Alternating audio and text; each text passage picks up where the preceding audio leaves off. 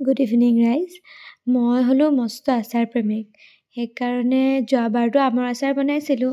এইবাৰ ভাবিলোঁ জলফাই আচাৰ বনাওঁ। মাজতে লখিমপুৰৰ ঘৰলৈ গৈছিলোঁ, তো তাৰ পৰা দেউতাই বহুত জলফাই, আমাৰ ঘৰতে গছজোপা আছে, গছজোপাৰ পৰা পাৰি দি পঠাইছিলে। তো ভাবিলোঁ জলফাই মিঠা আৰু টেঙা আচাৰ বনাওঁ, আৰু দুয়োজনে মিলি পেলাই আজি সন্ধিয়া সময়টোত ভাবিলোঁ জলফাই আচাৰখিনি বনাই দিওঁ আৰু। সেইকাৰণে মছলাখিনি লৈ ল'লোঁ, তেলখিনিও প্ৰথমতে গৰম কৰি ল'লোঁ। তাৰপিছতে ইয়াতে জলফাইখিনিত নিমখ মছলাখিনি সানি, নিমখ অলপ কমকৈ দিছোঁ কাৰণ জলফাইখিনি সিজাওঁতে নিমখ দিছিলোঁ, নিমখ হালধি। তাৰপিছতে মছলাখিনি ভালকৈ মিলাই তেলটো অলপমান ঠাণ্ডা হোৱাৰ পিছত দি দিলোঁ।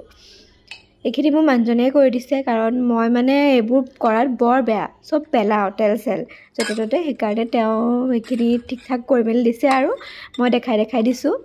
তাৰপিছতে এই বটলবোৰো আগৰ আচাৰবোৰ পেলাই আকৌ ধুইছোঁ ভালকৈ, জানেনে।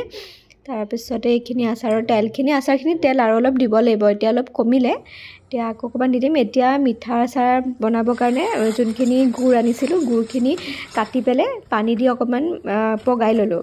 তো তাতে জলফাইখিনি দি দিছোঁ, আৰু জলফাইখিনি দিয়াৰ পিছতে অকণমান মানে ভাজা হোৱাৰ পিছত অকণমান নিমখ দি দিছোঁ, কাৰণ সিজাওঁতে নিমখখিনি দিয়া হৈছিলে। আৰু জলফাইখিনি, এইটো জলফাই পিটিকি লৈছোঁ, আগৰটো গোটা গোটাকৈ থোৱা হৈছিলে, লগতে যোনখিনি মছলা আছিলে মছলা দি দিছোঁ।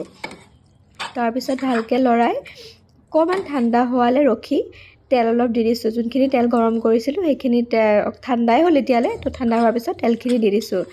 তাৰপিছতে ভালকৈ লৰাই মেলি আৰু এনেকৈয়ে জলফাই মিঠা টেঙা আচাৰটো বনালোঁ। তাৰপিছতে মানুহজনক অকণমান টেষ্টটো কৰি চাব দিছোঁ। কেনেকুৱা হৈছে?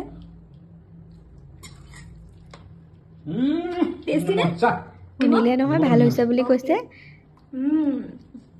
যোৱাবাৰতকৈ বহুত ভাল হৈছে। যোৱাবাৰ মই প্ৰথম বনাইছিলোঁ, যোৱাবাৰ ইমান ভাল হোৱা নাছিলে। এইবাৰ মিঠা আচাৰটো বহুত টেষ্টি হৈছে, মই নিজেই খাই ভাল পাইছোঁ মানে।